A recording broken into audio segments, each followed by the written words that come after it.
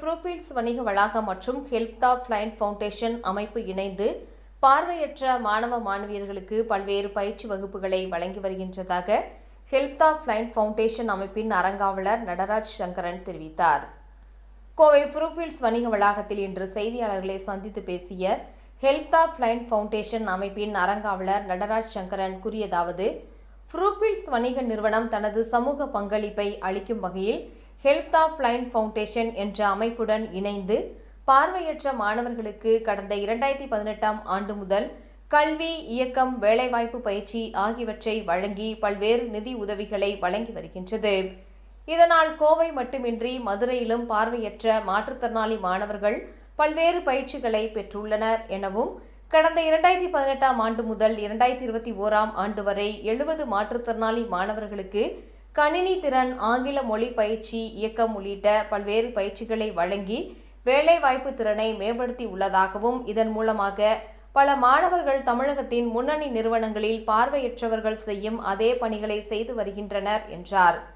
மேலும் தற்போது 50 மாணவர்கள் ஃப்ரூக்ஃபீல்ட்ஸ் வணிக வளாகம் அளிக்கும் நிதி உதவியுடன் கோவை அரசு கலைக்கல்லூரியில் பார்வையற்ற மாணவர்களுக்கான வளமையம் என்ற ஒரு பிரிவை உருவாக்க திட்டமிடப்பட்டுள்ளதாகவும், திட்டத்தின் மூலமாக பார்வையற்ற மாணவர்களுக்கு கணினி திறன், ஆங்கில மொழி புலமை, மென்மையான இயக்க திறன் போன்ற பயிற்சிகளை வழங்க உள்ளதாக தெரிவித்தார். மேலும் நாம் தினமும் பயன்படுத்தும் செல்போன், லேப்டாப் உள்ளிட்டவைகளை பயன்படுத்த கற்றுத்தருவதாக தெரிவித்தார்.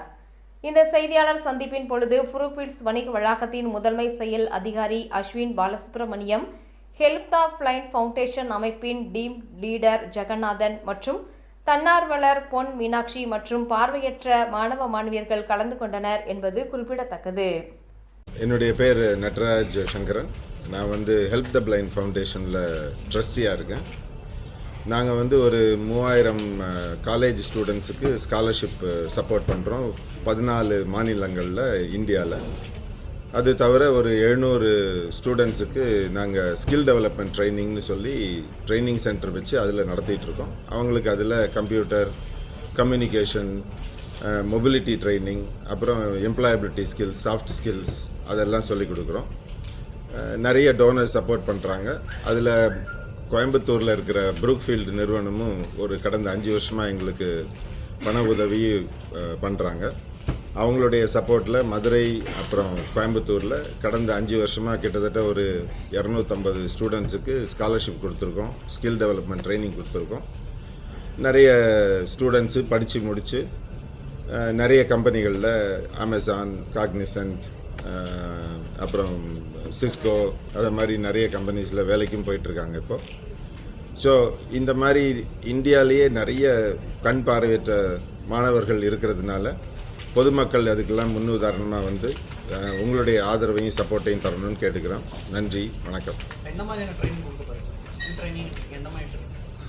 அவங்களுக்கு பேசிக்கலி எப்படி அவங்களாலேயே ரீடு ரைட் பண்ண முடியும், அதனால கம்ப்யூட்டர் யூஸ் பண்ணுற ஸ்கில்ஸு 9th கிரேட்லேருந்து அவங்களுக்கு நாங்கள் கம்ப்யூட்டர் ஆப்ரேட் பண்ணுற ஸ்கில்ஸு சொல்லிக் கொடுக்குறோம்.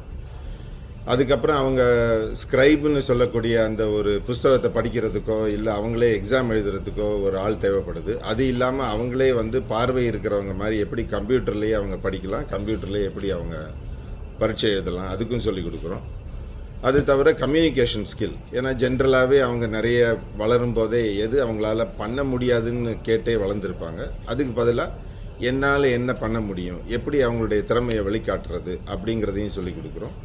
அப்புறம் ஒரு இடத்துலேருந்து அவங்க தன்னிச்சையாக செயல்படுறதுக்கு அவங்களுடைய கையில் எடுத்தாங்கன்னா அவங்க எப்படி பஸ்ஸில் போக முடியும், ட்ரெயினில் போக முடியும், எப்படி ஒரு ஏடிஎம் ஆப்ரேட் பண்ண முடியும், எப்படி அவங்களால ஒரு ஊபர், ஓலா, ஆட்டோ புக் பண்ண முடியும், எப்படி யூபிஐ மூலமாக பேமெண்ட் பண்ண முடியும், எப்படி அவங்க வீட்டில் ஒரு சின்ன சமையல் அவங்களே சமைச்சு சாப்பிட முடியும், காஃபி போட முடியும், எப்படி இந்த மாதிரி மாலுக்கு வந்தாங்கன்னா அவங்க எஸ்கலேட்டரில் நம்ம போகிற மாதிரி அவங்க எப்படி கண்டுபிடிச்சி மேலே போவாங்க, எப்படி ஆக்சிடெண்ட் ஆகாமல் கீழே வருவாங்க, இதை மாதிரி நிறைய நாங்கள் சொல்லி கொடுத்துட்ருக்கோம்.